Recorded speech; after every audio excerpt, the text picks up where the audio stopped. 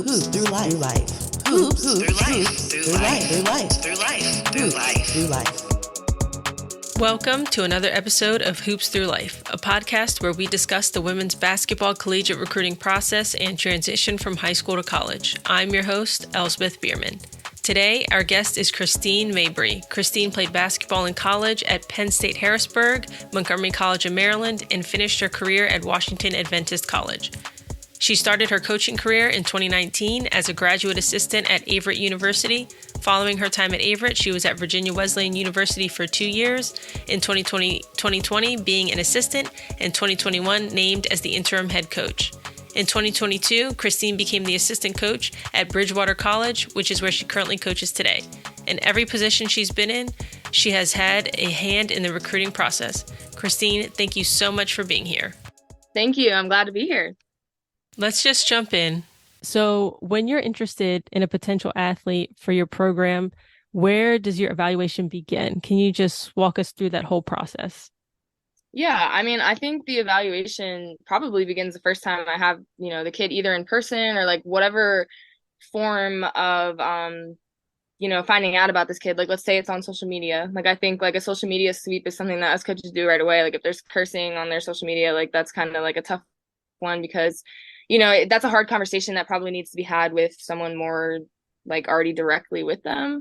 And then in person, I would say probably if we're watching them play, like we're looking at stuff like body language, like what do they look like on the bench? Are they a good teammate? Are they coachable? Stuff like that.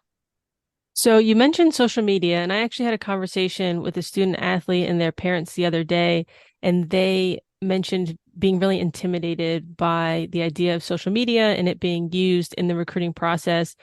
Where you've coached and in your experience, would you say that you find a lot of players on social media or you do that sweep after you've already made contact with a player? Like I said, I think it depends. I think with my experience too, it's kind of unique because when I first got into coaching, like I was a GA, so I was learning that year. And then the second year COVID hit. So like everything was very different. So recruiting looked very different that year. So I'm actually used to kind of the hybrid recruiting where we sometimes find out about a kid from online and then it starts from there. But I would say that it's interesting how much social media has played a factor in recruiting. I think COVID definitely plays a big factor, but I think in general in today's society that like social media is just so big now. Like I think that recruits use social media to get themselves out there, even like, before COVID. And I think COVID just kind of enhanced it a little bit more because it had to be online. But yeah, I would definitely say a lot of recruits are on social media. And I think if anything, I feel like coaches are telling kids to get on social media. Maybe not college coaches, but like their high school coaches or AAU, like they're trying to get them to put themselves out there in any way, shape, or form. And social media is usually like kind of the easy one. You have your recruiting sites and stuff, of course, but I don't know. Social media seems to be the new thing. So yeah, and it also sometimes feels maybe a little bit more personal because I don't know, maybe it's a little bit more real in the sense of this is what that kid is doing and they're able to follow and schools are able to follow them. And I just know a lot of kids, especially right now, feel maybe a lot of pressure to push things out on social media. So yeah, I was just wondering if that's something that is heavily looked at or you're really going to different events or things like that. Yeah, I think the other piece of it too, though, is I don't know about other coaches, but me personally, if a kid isn't on social media, I'm not checking them off my list. I think that they just kind of, it's different. You don't think like they're like under a rock or something? No, not at all. I just think that I feel like there's different circumstances. Like I feel like I know some parents don't want their kids on social media until they're of a certain age. And the other thing about recruiting is I feel like recruiting has gotten so early for some, levels. Like they're looking at kids that are not even in high school yet. So, imagine a 7th grader on social media. Are we really going to take that seriously? Like, unless it's basketball stuff, but if they're tweeting about like SpongeBob, like, are we going to hold that against them? No. So yeah, I feel like with social media, it's just, I feel like every situation is different, but there are definitely kids that we've looked at that don't have, or that I've looked at that don't have social media. And I feel like it's almost like more, I'm not going to say a challenge because I don't want it to make it seem like you can't have social media and not get recruited, but it's like authentic, right? Like you have to really take the time to get to know the kid because you can't just look at whatever they're posting online. Right. And as we know, a lot of times what's being posted online isn't really the reality of the situation either. So yeah, that's a good point. And you mentioned So seeing kids for the first time, when you talk to a kid, let's say for the first time on the phone, maybe you've seen them play and you're like, oh, I think they'd be a really good fit, at least from a skill standpoint, at the place where you're coaching. What are some things you're looking for in that first conversation?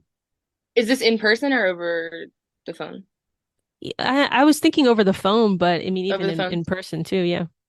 Yeah, I mean, I think that it's really important. So when we're talking to recruits, I think it's really important for them to have like a very strong sense of self because this is your opportunity to advocate for yourself like for the first time. And I've worked camps before where we talk about like the elevator pitch. And so it's like you have a short window of time to tell me why you think on your end why you'd be a good fit and why we should be talking to you. So I definitely think confidence is like a big one. And confidence doesn't have to be loud. Like confidence just has to be like you believe in yourself and your ability to be recruited and play for whatever coach you're talking to. So I definitely think that being able to advocate for yourself and speak highly of yourself, point out your strengths is really important, especially for that first phone call. And then I think it's also really important for you to kind of have questions to ask the coach. I think when we take the time to tell you guys about the school and then at the end like you have no questions, it's like, oh okay, well I guess I'll follow up with you in a week or so. And it just kind of leaves at that. I think that that first call with the coach, you should always have questions, at least two. I think that shows that you're engaged, you're locked in, even if it's like the most basic question in the world. Like questions are usually the same, they're repetitive. Like it's always, what's the one question they always ask, like, oh, what does a day of practice look Right. like? Yeah. That's still a good question because like at the end of the day, like we're both on trial. Like what if the way that our practice sounds isn't something that you're interested in? I mean, that might be, that's why I think questions are really important. So hmm Yeah. So when you're talking to a student athlete on the phone, I know a lot of times they're very nervous, especially if this is the first coach that they've ever talked to. It can be very intimidating. What are some things or advice that you can give to somebody who is really, really nervous about that first phone call, but they still want to let you know that they're interested and they do have a personality? if you're nervous, I feel like it's okay to be genuine about it. Like if you're nervous to the point where like you're really struggling to say stuff, it's okay to laugh or like say that you're nervous. I think that coaches, we're used to different situations. So if you're really nervous and you say that you're nervous to a coach and like they're upset about it, that might not be the right coach for you. And like now right away, like you're learning it early in the process, this might not be the place for me. And I've had recruits tell me that they're nervous and we both laugh about it and we move on. Like it's it's not an easy process. Like you're putting yourself out there and for some people that's not always easy and that's okay. And that's why I think fit is a really important factor in the recruiting process. And again, like I said before, like if a coach gets upset about it, like you need to be making a note like that right there. Like that is an early sign of maybe this isn't the right fit. But solid advice if you are nervous. When I do interviews and I get nervous, something that helps me is I start to smile while I talk because then it's like you're at least being upbeat or like you're smiling and like that's helping you kind of be confident. So, and even if it's phone call, like you're the only one in the room that knows you're smiling, like, and you might be able to hear it on the other line, but I think smiling really kind of can help you get through like the talking part of it. Taking a deep breath, like it's okay. Like you have to understand also too, like this isn't the first time that a recruit has been nervous on a phone call. Like I think like kind of reminding yourself like this happened, like you're not alone in those feelings and it's okay. Yeah, I think that's a really good point, and I love the smiling comment, and I definitely think you can hear it on the other end of the phone when somebody's smiling, Yeah. and that also makes them smile and them feel more comfortable too. And you also said Yeah. something that I think is really important to point out is if it doesn't go well or if a coach gets mad at you, that might not be the right place for you. And Mm-hmm. sometimes it seems like a lot of high school athletes get really offended or they think that every place should be for them, but in reality, you're trying to find a fit just like the colleges are trying to find a fit. So I think that's a Yeah. really good point too. And all right, so we went over, seeing them for the first time, talking to them. Or let me ask you this, how or what do you think the percentage is between recruits that you're interested in that reach out to you first versus you reaching out to them first? Um, that's a really good question. I'm gonna give a ratio. Hmm. I'm gonna say we probably receive 3 emails to an email that we would reach out, or maybe even five. I would say between 3 and 5 to 1.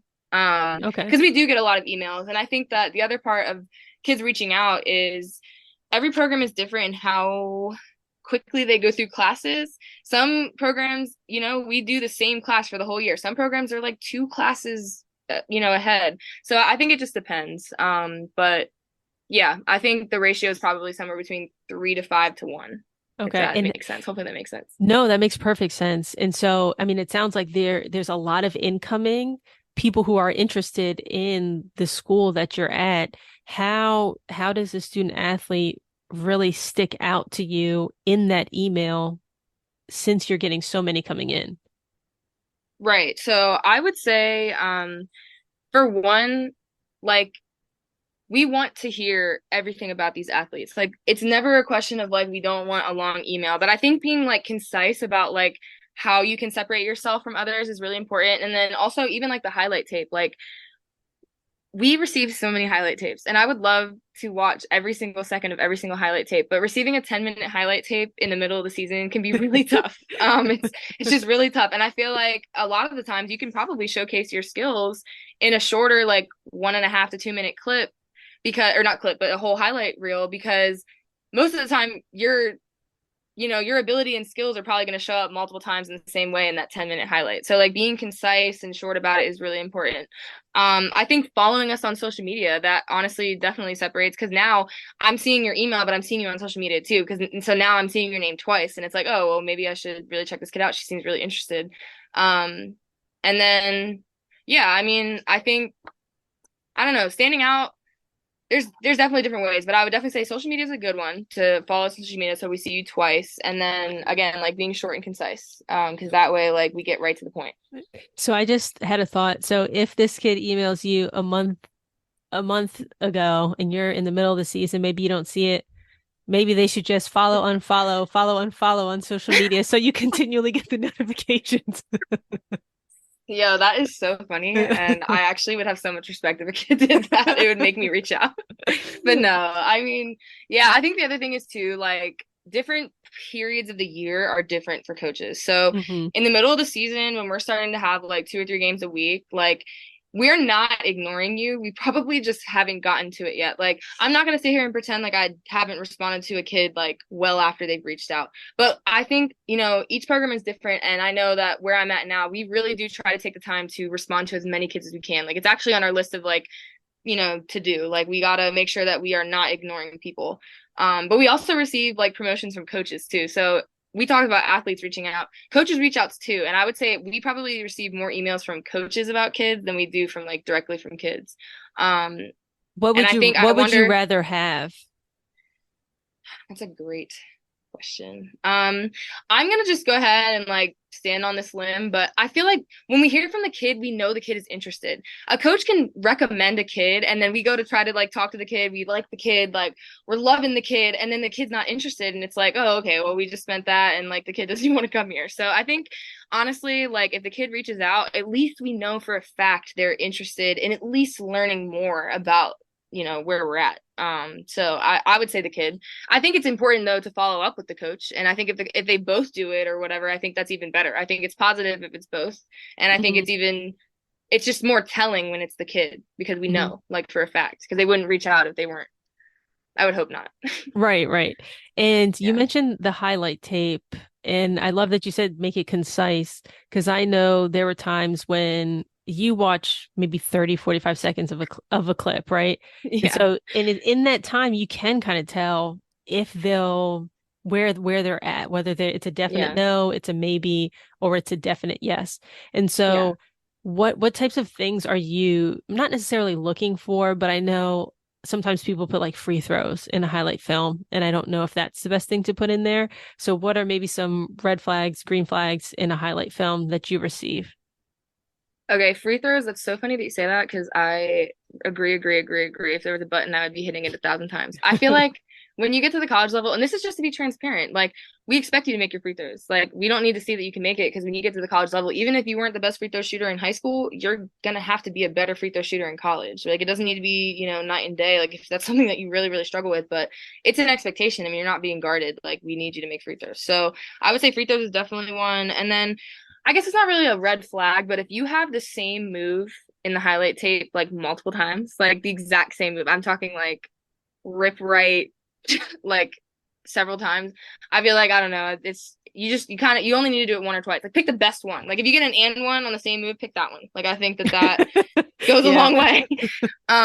So yeah, and then I feel like it's also really good if you don't need the whole clip in there. If you can cut the clip, that also will save you a lot of time too. Because sometimes it'll be like the ref is talking to the kid, a kid is tying their shoe, they're inbounding the ball. Like it's just a lot in the clip, and it's like just put the 7 seconds that you want us to see, or like even if it's you're picking up full court, I would love to see it, but like it just try to cut it as much as you can. Yeah. Yeah, and I think something else too that I've noticed is like if you send a highlight clip, tell them like maybe your number and Oh my kind of gosh, where you're yes. at. But I mean, Especially, if it's a highlight clip, obviously they're the one doing the highlight, but like especially on game film. So would you recommend on the first email, like they send the highlight clip, they give you like a little bit of information about them. Would you recommend sending like a full game or a half game with that email as well?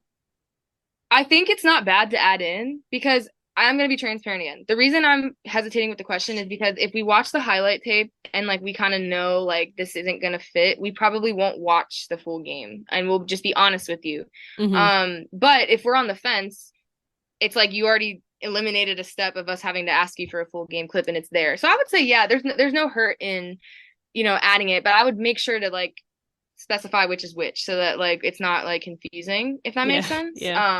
Or if you don't want to add, if you're not comfortable adding it right away, you could also say if you would like a full game film, I have it, because sometimes they don't add it and then we ask for it and then they have to get it and now we're waiting to kind of like get the download or wherever it has to come from, and like that process can also take time too. So just having it ready, honestly, whether it's in the email or you have it on hand ready to be like, here coach, it's right here. Yeah, that makes sense. Yeah, I would. And definitely for the full game or half game or whatever, if you don't start, either cut that part out or say exactly when you enter the game and what your number is, because it sounds like, especially when the season is going, your time is so limited that you can't spend 20 minutes trying to figure out how to watch this video. You just want to be able to watch it, and that's kind of what it is. Yeah. And I think you brought up a great point though about sorry to cut you off, no, but go for it. The jersey number piece is actually so helpful because I don't know, like I feel like there are kids that are really good at defense, and I think it's okay to highlight your defense in a highlight tape, but usually in a highlight tape, I think we're so offensively driven, like we're just automatically going to assume you're the one dribbling the ball, and then we get 11 seconds into the clip and it's like, oh wait, you're on defense. Okay. So yeah, I definitely think the jersey piece is really helpful. If not, like I know some highlights you can like make the video stop and like highlight yourself, like those are cool too, but yeah, just telling us the jersey number is very helpful. In this whole process, or actually let's move on to like when they come on campus and they come for a visit.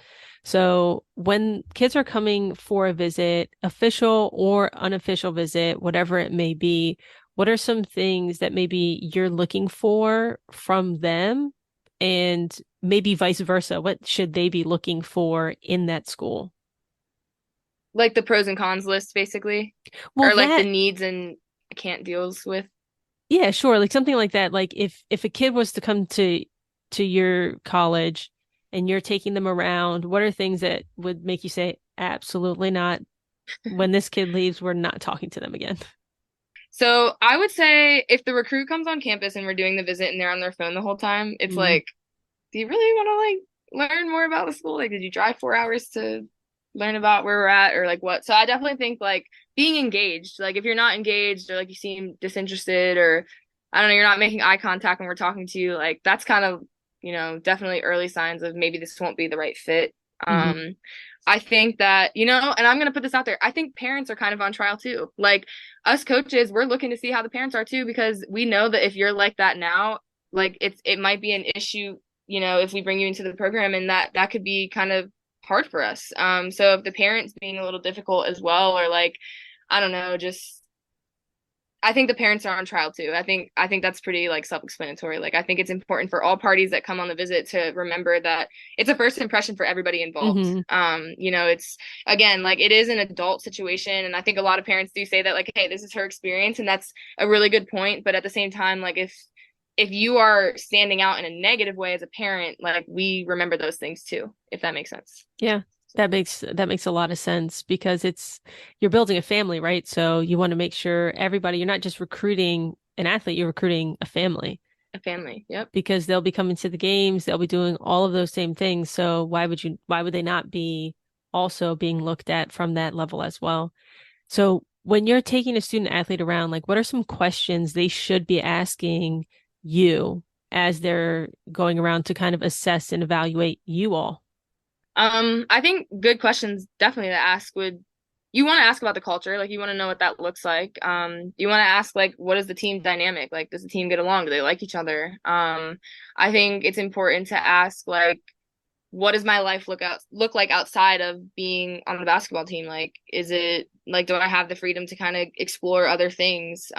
Especially at at the D3 level, I think the answer to that should always be yes, but it Hmm. might not be for different programs. I think another good example, just like to be very specific, is there's some kids that want to study, in like the medical field, and like sometimes those like bio tracks can be rigorous, especially nursing. Like nursing is a great example, and some programs will just tell you right off the bat, like that's, nursing is going to be hard with our program. And I don't know. I think that those kind of questions could be good, but that's for nursing specific. But yeah, I definitely think culture is a good one to ask about. You want to ask about the team dynamic, and then I don't know, maybe ask about like the coaching styles. Like, how are you going to coach me? Like, you want to make me better, but how are you going to do it? Or like, in what delivery way Yeah, are you that's a going to good do so? yeah, that's a good point because I know that there are some kids who really respond to yelling and some kids do not respond to that at all and they just want you to talk to them and Yeah. teach them whatever it is you want to teach them. So yeah, I think that's a really good point, making sure that the fit fits you Hmm. personally. So where would a student athlete lose your interest? I would say, and I feel like because right away the idea came right to my mind. It's all under an umbrella of lack of communication. I feel like if you're not responding to a coach when they're reaching out, if a coach has to text you more than twice, and some coaches will, I'm not texting a kid 4 times. Like I don't even know if I'll text a kid 3 times. But if you don't respond to the coach, like that is right away like checked off the list. I would also say like not meeting agreement. So if you are planning to come to campus and you no show, I don't know if we're gonna reschedule that one because if you no show, that is again, that's red flags in the process for us where we're noticing right away, like, is that something that we're gonna be able to work through? And I mean, most programs probably won't. So I would say definitely you need to be a good communicator or you need to like be actively working on your communication skills. And communication is obviously farther than just talking. Like it's showing up. It's, you know, I don't know, meeting whatever agreement or standards that we have in place. Like if we have a phone call at this time and you don't answer, you don't say anything about it, and like don't respond when we follow up, like I don't know, you're probably gonna get crossed off the list. So is there a time frame of where you want to text a kid and hear back with them within like 12 hours, 24 hours? What is that like? I would say I mean, there's like obviously we're held to work standards sometimes. Like they always say, like, don't let it be more than 48 hours. So I would say 72 would probably be, unless there's like a reason. Like if you're on vacation or on a cruise or something, like obviously you didn't get the message. It's okay. Like we You have have no exceptions. service. Yeah, exactly. Like it's fine. But I think it is important, especially if obviously we're reaching out, right? So we're the ones that are interested first. But if you are interested in that school or like you want any sort of chance to really be on that list, like I think punctuality is important. And I think that like responsiveness is important. Because at the end of the day, like we are recruiting multiple kids. Like, like it's one of those things, like just like we are waiting on a decision from you, we're also making decisions on who we want on our lists. So that's a good way to stand out is by being a good communicator, like responding when we reach out. So when a kid comes on a visit, do you have any questions that you always ask every single kid and it's their answer kind of tells you maybe gives you an idea of if you're interested or not interested? I mean, we definitely talk about like how do you respond when coached. I think the other thing that we definitely talk about a lot is like if we were to take basketball out of the equation, would you still be happy here? Because again, fit really is important. And like, you can love the basketball side of things, but if you hate the school, you hate the environment, you don't like the people, like it's going to be really hard for you to stay there. And we're trying to build something. And if you're a part of that process, then it's like, we expect you to be a part of that process. I don't know if that was my answer. No, that makes a lot of sense. So when a kid is watching a practice, what are some things that they should be looking at? Definitely not their phone. I know that much, but what Yeah, should they be definitely not the phone. looking at when they are watching a practice? I would say when you're watching a practice, important things to look for would definitely be like what is the environment like? Like, is it quiet? Like, do you want to have practice in a quiet gym, or do you want it to be a lot of energy and loud? Do you want to see, the team picking each other up? Like, because when kids ask about the culture, and we tell them like the team gets along and we get to practice, and someone makes a mistake and someone gets frustrated or like doesn't give a high five or whatever, like that doesn't add up. So it's really important to see like what the culture looks like between the players, because those are your future teammates, like possibly future teammates. So you want to make sure that you see positivity going around for sure. And then I guess just like, can you see yourself in the practice? Like while you're watching this practice, like, can you see yourself doing zigzag for 20 minutes if that's what we do? Or can you see yourself doing all of that? Like, is that something that you want to be a part of and like committed to and bought in? Hmm. Because, it's Yeah, important. that's fair. One thing I always say too is watch how the coach treats the players that they seem frustrated with, Yeah. because at some point you're going to be frustrating to them, right? And then also watch how they treat players who are doing really well, because at some point you're going to be doing really well. And so I think that tells a lot about how you might be treated in a practice or at that school as well. Yeah, that's a really good point. I'm like writing that down. So when I know you talked a lot about like getting back to emails, getting back to recruits, what are some things that is a lot of effort on your end that some high school students may not realize is actually a lot of effort and a lot of like that shows that you're interested in them? Um, I would say this might be a good one. So when if we get to the point where we're coming to see them play in person, um, obviously we're there to see you, and obviously we're hoping, we're kind of almost expecting to talk to you after the game. So if you know that that's the case, I think it's important to let your coach know so that they're aware that you probably can't be in the locker room for an hour and 45 minutes after the game, because it's time for us to, meet and talk. And then also just being ready to have that conversation. Like, when we text you like, hey, can't wait to see you play tonight, like just know like after the game we are expecting to talk to you after the game. So driving out to some of these games, it is a lot of effort, but like we want to be there. And so it is important for you to kind of do your part of making sure after the game that you don't just go home. Like make sure that you wait, make sure that you talk to us, and just have like that one-on-one like time after the game. Hmm.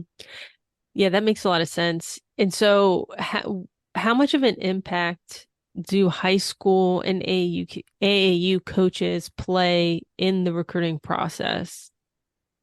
Well, I think it is important to us when we talk to coaches, because they're spending the most time with you, in a basketball setting. So they're the ones that can tell us like, this kid says that she is a really good teammate. Does that check, out? They definitely play a role. But I also think that it's important that we're getting to know the kid. Like we don't want to get to know the kid all the way through another person. Like we need to take the time to get to know the kid ourselves. But I do think they are very valuable and important. I always love when coaches come to visits. It's not often, but I think it's cool, like because that coach is clearly really, you know, bought into the process of that kid's recruitment. And it doesn't happen all the time, but it's just something that I think stands out in my eyes. I think it's cool. Hmm. What would you recommend to a kid who maybe doesn't get along with their high school or AAU coach? Yeah, that's a tough one. I always think it's tough because what is the disconnect? I think it's really important to be transparent about what the disconnect is so that we can see that it is genuine. Because, there's always two sides to a story, but if there is a coach out there that is really like, probably not the best leadership for the kid and the kid's in a tough spot, then we're not going to hold that over the kid's head.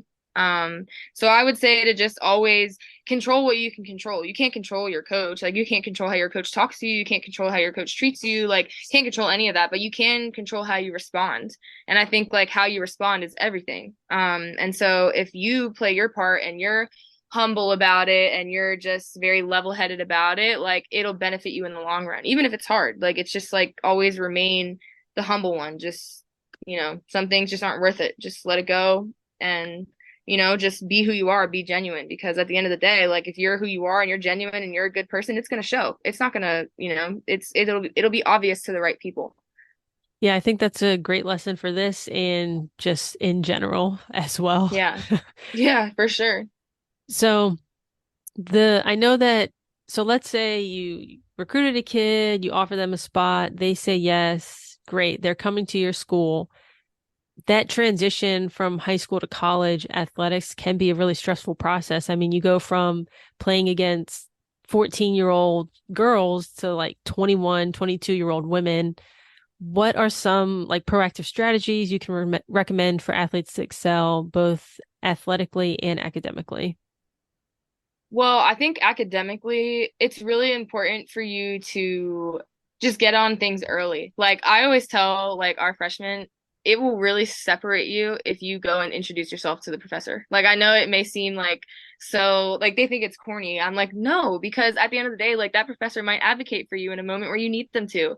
So I think just being like proactive about everything. I think one of the bigger transitions with college is the kids realize that, oh my gosh, I'm not having the same class every single day at the same time, like every day of the week. Like, Yeah. so yeah, there's a little bit more freedom, but you have to make sure that you're organized. I think organization and time management is like a big one. So if that's something that you're not the best at, I would ask someone that's good at it or ask someone that is at the college level already and see like how they did it or how they were successful in it. And then from like a physical standpoint or like a skill standpoint, it's important to always be working on your craft. Like when you get to college, like conditioning is real. Like you really might want to do some mile runs over the summer, or like make sure that you're eating the right stuff, or like really pay attention to like water intake. I think that those little things are small details, big impact. And ask questions. Like don't ever be afraid to ask a question about stuff like that.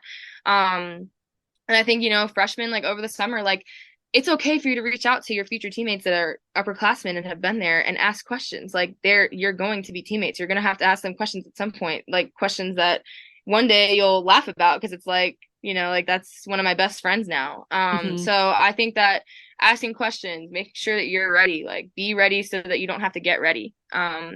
Especially from a physical standpoint, like make sure that you are trying your best to stay in shape over summer. And then the academic stuff, it'll come into place. Like you're going to be in some classes that you're like, oh, wow, this is easier than high school. And then you're going to be in some classes like, oh my gosh, this is so much. But you just have to remember like one step at a time. For the classes that have a lot more to them, like let's say anatomy and physiology, like that was, as a student athlete, that was a class that I really struggled with. But I had to like tell myself like, okay, one segment of the class at a time. Like I'm not going to worry about my 25, slide Excel, whatever sheet that's due at the end of the semester. Like I'm going to worry about this paper that's due tomorrow, or not tomorrow, actually. Don't wait that long, but like maybe, on Sunday and it's Tuesday. So yeah. Okay. And are there any, you mentioned some of, the first years coming to you saying, oh, that's corny to reach out to a professor. I think that's a very useful thing to do as well. But are there any like common hurdles or adjustments that you see in those like first year, second years, and how do you kind of support them through that? Not to talk about the professor again, but there's some professors that aren't as bubbly and nice and fun and like patient, so you might come across a professor that's not like that. And I think again, very similar to how we talked about with the AAU coach, like if you can't control how they are, you cannot control how your professor is, but what you can control is doing whatever their syllabus says. Like you have to make sure that you are showing up for class on time. You got to like do the work early. Another example of like a hurdle might be, I don't know, traveling when you have classes or missing a class. Again, you have to be proactive. Like if you're going to miss a class, like most schools will probably have some sort of communication to professors like, hey, this kid is probably going to miss your class because they have to travel, yada, yada, yada. But imagine how much further and how much of a step ahead you'll have if you let the professor know yourself too. Like imagine the follow-up, like it goes a long way. So I would definitely say that. And then again, just being honest. Like if you're struggling in a class, like to the point where like you're like, oh my gosh, I might fail this class, your coach needs to be the first one to know. And you also need to make sure that you're doing your part and going to that professor and seeing what you can do so that you don't, drown. Like you need to make sure that you're on top of that, even if it's something that's hard. Like, I don't know, there's some kids that didn't struggle in high school, get to college, realize some of the workload in some classes are really hard, and they realize they're starting to fail. And some kids struggle with failure. It's okay. Like it's okay to really struggle, but you have to, be uncomfortable and ask for help, or like, figure out a plan to get through that. Yeah, and I think some of those things you said circle back to some of those expectations you have during the recruiting process, one being communication, and then two being honest and open. All right, so we're almost out of time here, but there are last couple questions that I want to ask every single person on the podcast. And so I'll just go with the first one is, what books or podcasts would you recommend every incoming first year read before their first season or year begins, and why? Okay. A book that I think every kid should read before coming to college is definitely Chop Wood, Carry Water. That book is such a simple concept, but there's so many lessons to take from it. I don't even think the book is more than like 50 pages long. I'm pretty sure it's like 48 or something. It's very small. So, yeah. Which is also an easy read. So I think that book definitely will help you kind of understand like what it takes to, what the simple things are and how to achieve your goals. Because it really is just about chopping wood and carrying water. And I'm not going to say anything else because it's up to you to go and read the book. I think another one that's really good that I'm actually reading right now, I'm not done with it just yet, but I love it so far, is Atomic Habits. I think Atomic Habits is also a really good book. There's some really good quotes from there that can help you just kind of like realize what it takes to achieve the goal, because everybody has goals and we all think that we have the answers to how to achieve the goals, but it's actually small things that help us along with the systems and the process of achieving those goals. So yeah, I would say Chop Wood, Carry Water and Atomic Habits are really good ones. In terms of podcasts, what no better podcast than this one? I think that there needs to be more podcasts that are helping kids get ready with, the process of the transition and even the recruiting process from day one. So this is great. Sweet. So what is something about the recruiting process or even transition to college that you believe that other coaches might disagree with? Maybe that college is harder than high school. It doesn't have to be. I think that it's about what you make it. I think that your experience is truly going to be defined on how you go about it. If you can learn the organizational skills, if you can learn the time management and just like priorities, like you can have a much easier experience than you did in high school. Because I think in high school, like everything's kind of, you're told everything in high school. In college, it's a lot of figuring out. And if you can figure out things the right way, and just like go along with the process, just genuinely and authentically, like you'll have a good experience. Yeah. And a lot of times, like you said, the experience is what you make of it. Yeah. So yeah, that's a good one. And last but not least, any final words of wisdom? Words of wisdom. There's so many things I could say. I had so many good coaches. I would say words of advice that really stuck with me, and I think that I continue to use throughout, my experience as a coach, is there is no growth in a comfortable environment. You have to be comfortable with being uncomfortable, because that is the only way that you're going to grow. Yeah, that's a good point. If you keep doing everything the way you've always done it, you'll never really get better. Yeah. So. All right, awesome. Well, Christine, I appreciate your time. I appreciate having you here. Yeah, I appreciate being here. Thank you for having me. Thank you so much for listening. If you're looking for more specific recruiting advice based on your situation, head over to hoopsthroughlife.com today to schedule your free 30-minute strategy session with me. We will discuss where you currently are in the recruiting process, where you want to go, and create a plan to get you there. Again, that's hoopsthroughlife.com, hoopsthroughlife.com. And if you have any questions for me or questions you want me to ask future guests, you can email me at l@hoopsthroughlife.com. That's el@hoopsthroughlife.com. I look forward to hearing from you soon.